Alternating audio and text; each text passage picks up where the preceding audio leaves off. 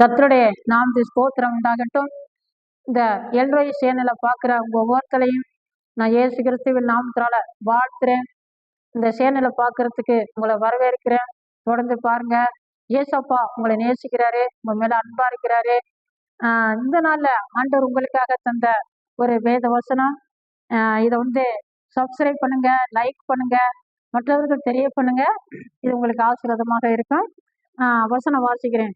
நீதிமொழிகள் 1:1 வசனம். எனக்கு செவி கொடுக்கிறவன் எவனோ அவன் விக்கினமின்றி வாசம் பண்ணி ஆபத்துக்கு பயப்படாம அமைதலா இருப்பான். பாருங்க, எனக்கு செவி கொடுக்கிறவன், யாருக்கு செவி கொடுக்கிறவன்? ஏசப்பாருடைய வார்த்தைக்கு செவி கொடுக்கிறவங்க, அவருடைய சத்தத்துக்கு செவி கொடுக்கிறவங்க. இப்படி ஏசப்பா பேசுறாங்க. சபையில ஊழியக்காரங்க மூலமாக பேசுவாரு. அதே போல வேத வசனம் பைப்ல படிக்கும் பொழுது மெல்லிய சத்தத்தை உணரலாம். அவருடைய வார்த்தைக்கு செவி கொடுக்கிறது.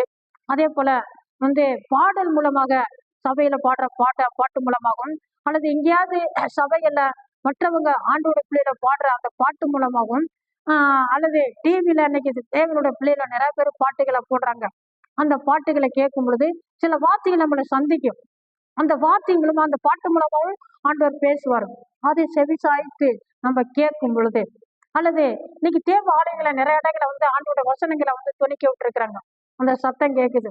அந்த வார்த்தையும் கூட நம்ம அலட்சியம் பண்ணாதபடி அதை கனம் பண்ணி அதை நல்ல ஒரு ருசியாக கனமாக அந்த வார்த்தைக்கு செவி கொடுக்கும் பொழுது ஆண்டவர் பாருங்க, அப்படிப்பட்டவங்க, அவருடைய வார்த்தைக்கு செவி கொடுக்கிறவங்க எவனோ அவன் விக்கினமின்றி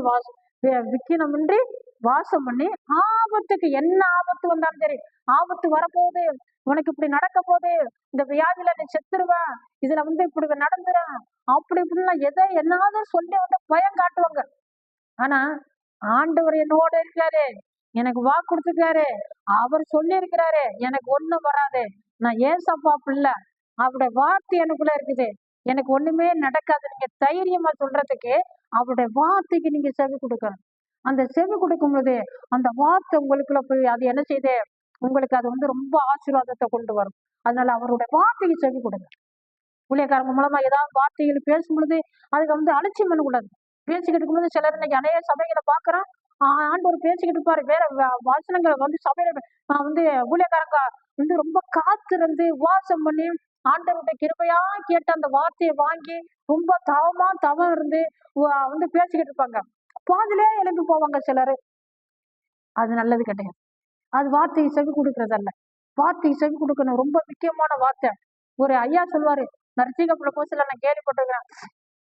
அவர் சர்ச்சைக்கு போய் வந்திருப்பாரு. நாங்களும் சர்ச்சைக்கு போயிட்டு அந்த வழியில என்ன அங்கள் நீங்க சர்ச்சைக்கு போனீங்களா அப்படின்னு கேட்பான்.